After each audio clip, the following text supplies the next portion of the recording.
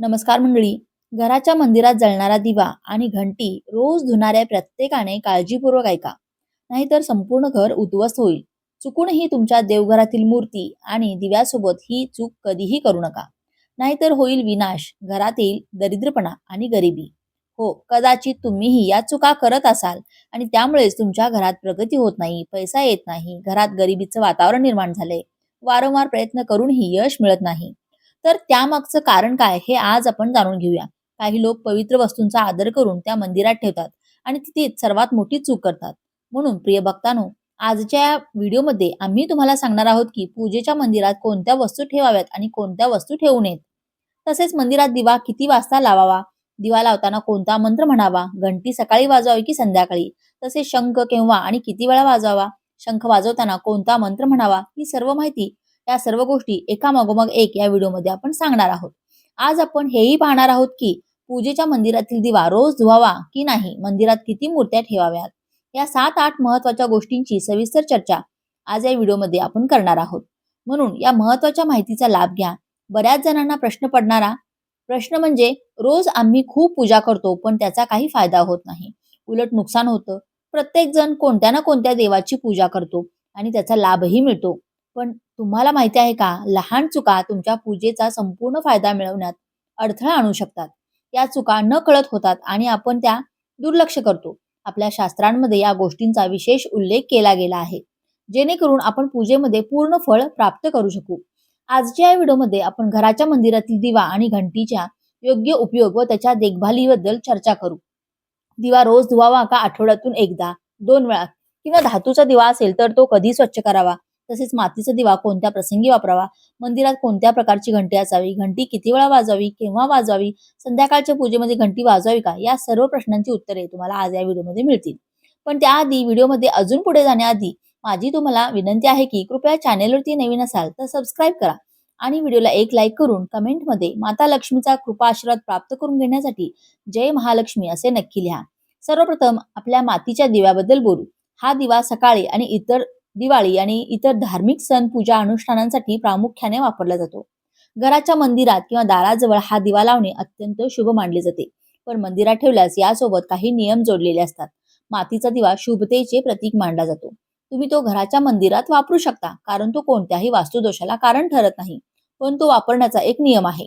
मातीचा दिवा एकदा जळाल्यानंतर तो पुन्हा मंदिरात ठेवू नये.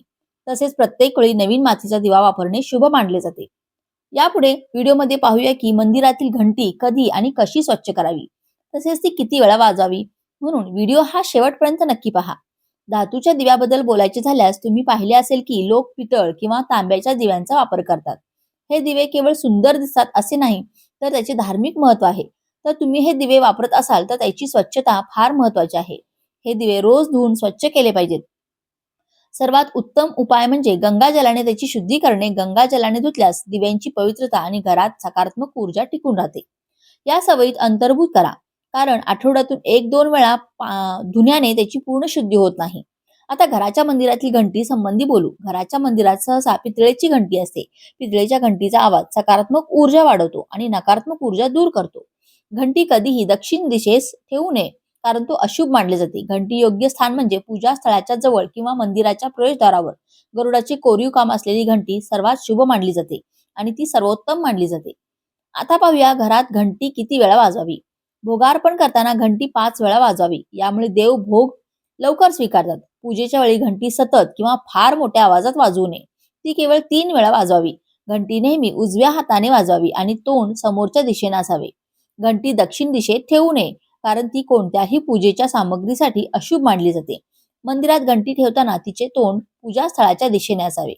घंटी फक्त सकाळच्या पूजेमध्येच वाजवावी. संध्याकाळच्या पूजेमध्ये घंटी वाजवणे शुभ मानले जात नाही. या नियमांचे पालन केल्यास तुमची पूजा अधिक फलदायी होईल. याचसोबत एक महत्वाची गोष्ट म्हणजे, जेव्हा तुम्ही मंदिरात जाता, विशेषतः बाहेरील मंदिरात, तेव्हा प्रवेश करताना घंटी वाजवावी. मंदिरातून बाहेर पडताना घंटी वाजवण्याची गरज नसते. घंटी वाजवल्याने हेच दर्शवते की तुम्ही मंदिरात प्रवेश करत आहात आणि तुमची उपस्थिती दर्शवत आहात. एकदा घंटी वाजवल्याचा अर्थ असा होतो की तुम्ही देवाच्या दरबारात प्रवेश केला आहे. आता तुम्ही त्यांची पूजा सुरू करत आहात.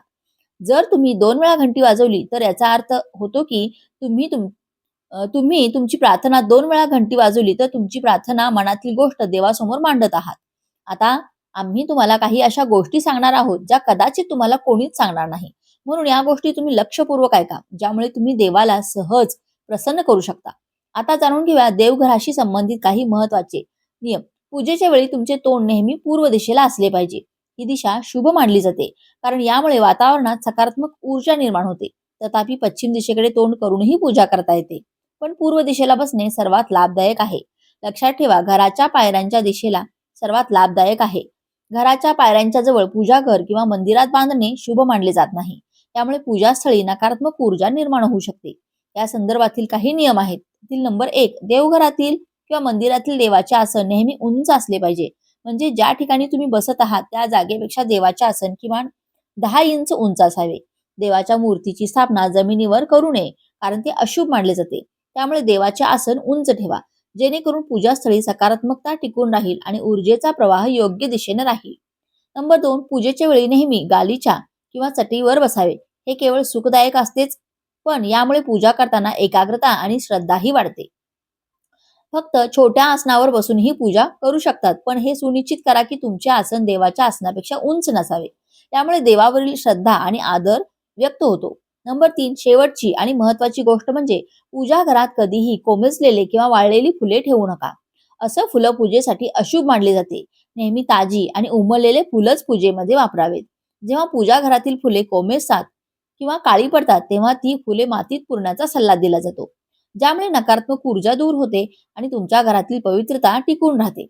मित्रांनो, ज्या खोलीत तुम्ही झोपता त्या खोलीत कधीही घराचे मंदिर बनवणे योग्य मानले जात नाही. जर झोपण्याच्या खोलीत मंदिर बांधण्याशिवाय पर्याय नसेल, तर तुम्हाला तेच करायचे असेल तर रात्री मंदिर झाकून ठेवा. तुम्ही मंदिरावर पडदाही लावू शकता. या नियमांचे पालन केल्यास घरात शांतता आणि समृद्धी राहते आणि तुमच्या पूजेमध्ये ही एकाग्रता प्राप्त होते. सनातन परंपरेनुसार कोणत्याही देवी देवतांची पूजा कधीही काळे कपडे परिधान करून करू नये. असे मानले जाते की काळे कपडे घातल्याने मनात नकारात्मक विचार उत्पन्न होतात, जे पूजेमध्ये ऊर्जेला प्रभावित करू शकतात. त्यामुळे नेहमी शुभ आणि हलक्या रंगाचे कपडे परिधान करा, ज्यामुळे मन शांत आणि सकारात्मक राहील. मित्रांनो, सर्वप्रथम आपण घराच्या पूजा मंदिरात ठेवण्यास योग्य नसलेल्या काही वस्तूंबद्दल माहिती जाणून घेऊया. नंबर 1, पहिली गोष्ट म्हणजे घराच्या पूजा मंदिरात म्हणजे देवघरात एकाच देवी देवतांच्या एकापेक्षा जास्त मूर्ती किंवा फोटो ठेवू नयेत. त्यामुळे ऊर्जा संतुलन एकापेक्षा जास्त मूर्ती किंवा फोटो ठेवू नये. त्यामुळे ऊर्जा संतुलन बिघडू शकते. त्याचा परिणाम कमी होऊ शकतो. फक्त एक मूर्ती किंवा फोटो ठेवा, जेणेकरून भगवंताची ऊर्जा योग्य प्रकारे तुमच्या जीवनात येईल. आता बघूया दुसरी गोष्ट अशी की शिवलिंगाच्या पूजेसंदर्भात काही महत्त्वाचे नियम. शिवलिंग घरात ठेवणे पवित्र मानले जाते, पण त्यासाठी योग्य दिशा आणि पद्धत पाळणे आवश्यक आहे.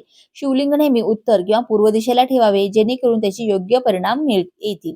शिवलिंग गर्दीच्या किंवा अस्वच्छ ठिकाणी ठेवू नये.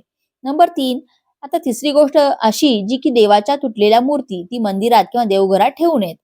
पूजेच्या ठिकाणी ठेवलेल्या मूर्ती किंवा फोटो नेहमी सुस्थितीत असले पाहिजेत. जर एखादी मूर्ती किंवा फोटो तुटलेला असेल तर तो पूजेच्या स्थानावरून काढून टाका. तुटलेली मूर्ती देवाच्या पवित्रतेला बाधा आणू शकते आणि पूजा स्थळातील ऊर्जा प्रभावित होऊ शकते. त्यामुळे अशा मूर्तींना योग्य प्रकारे विसर्जित करा, जेणेकरून घरात ऊर्जा राहील. पूजास्थळी शंख, गोमती चक्र आणि एका पात्रात पाणी ठेवणे शुभ मानले जाते. सकारात्मक शंख म्हणजे भगवंताच्या आशीर्वादाची ध्वनी, तसेच गोमती चक्र घरात समृद्धी आणते. म्हणजे पाणी हे घरातील ऊर्जा शुद्ध ठेवते आणि या पाण्याला नियमित बदलत राहा आणि शंख व गोमती चक्र स्वच्छ ठेवा. पूजास्थळ नेहमी स्वच्छ आणि पवित्र ठेवा. अस्वच्छतेमुळे नकारात्मक ऊर्जा वाढते, त्यामुळे पूजेचा प्रभाव कमी होतो. दररोज पूजास्थळी स्वच्छता ठेवा, जेणेकरून वातावरण सकारात्मक राहील. पूजास्थळी व्यवस्थित आणि सुंदर ठेवा, जेणेकरून ध्यान करताना अडथळा येऊ नये. पूजास्थळात घरात योग्य ठिकाणी असावी. घरात उत्तर पूर्व दिशेला पूजास्थान ठेवणे सर्वात शुभ मानले जाते. ही दिशा घरात सकारात्मक ऊर्जा निर्माण करते आणि पूजेचा प्रभाव वाढवते. पूजास्थळ कधीही बेडरूम किंवा स्वयंपाकघराच्या जवळ ठेवू नये, कारण अशा ठिकाणी नकारात्मक ऊर्जा असू शकते. पूजास्थळाच्या आजूबाजूचे वातावरण स्वच्छ आणि शांत असावे, जेणेकरून पूजा आणि ध्यान यामध्ये कोणतेही व्यत्यय येऊ नये. आता दिव्यासंबंधी काही नियम. नंबर 1, दिवा कोणत्या दिशेला लावावा. दिवा पूर्व किंवा उत्तर दिशेला तोंड करून लावणे शुभ मानले जाते. दक्षिण दिशेला तोंड करून दिवा लावू नये, कारण ती यमाची दिशा मानली जाते. नंबर 2, तेल किंवा तूप कोणते वापरावे. पूजा दिव्यासाठी शुद्ध तूप श्रेष्ठ मानले जाते. त्यानंतर तिळाचे तेल अतिशय पवित्र मानले गेले आहे. रोज वेगवेगळे तेल बदलणे टाळावे. नंबर 3, दिव्याची वात कशी असावी? कापसाची वात नेहमी उत्तम मानली जाते. दक्षिणाभिमुख दिवा लावताना पितरांसाठी एकच वात लावतात. देवासाठी दिवा लावताना 2 किंवा 4 किंवा 5 वाती लावणे सुद्धा मंगलकारी मानले जाते. नंबर 4, दिवा कधी लावावा? सकाळी पूजा झाल्यानंतर व संध्याकाळी सूर्यास्ताच्या वेळी दिवा लावणे आवश्यक आहे. दिवा लावल्यानंतर तो विझू नये, पूर्णतः जळावा, हे शुभ मानले जाते. मध्येच विझला तर पुन्हा दिवा प्रज्वलित करावा. नंबर 5, दिव्याजवळ शुद्धता व त्याचे नियम. दिव्याखाली आसन ठेवावे. दिव्याजवळ चुकून ही चप्पल, झाडू किंवा कचरा ठेवू नये. दिव्याला हात लावण्यापूर्वी हात धुवावेत. तसेच तुपाचा दिवा, गाईचं तूप, शुद्ध तूप देवाच्या उजव्या हाताला ठेवावा. म्हणजे आपण देवाकडे तोंड करून बसलो असेल तर आपल्या डाव्या बाजूला, पण देवाच्या उजव्या बाजूला ठेवावा. तुपाचा दिवा मंगल व सुख समृद्धी, लक्ष्मी प्राप्तीसाठी मानला जातो. तसेच तेलाचा दिवा म्हणजे तिळाचे तेल, सरसो देवाच्या डाव्या हाताला आणि आपण तोंड करून बसतो आपल्या उजव्या बाजूला, देवाच्या डाव्या बाजूला, हे लक्षात ठेवा. तेलाचा दिवा नकारात्मक शक्ती, दारिद्र्य, दुष्ट शक्तींचा नाश करण्यासाठी मांडला जातो. दिवा लावताना शुभं करोति कल्याणम हा मंत्र नक्की म्हणावा. ही माहिती हा माहितीपूर्ण व्हिडिओ तुम्हाला आवडला असेल, व्हिडिओतील माहिती उपयुक्त वाटली असेल, तर व्हिडिओला एक लाईक नक्की करा आणि चॅनेलला सबस्क्राईब करून आम्हाला प्रोत्साहित करा. धन्यवाद. श्री स्वामी समर्थ.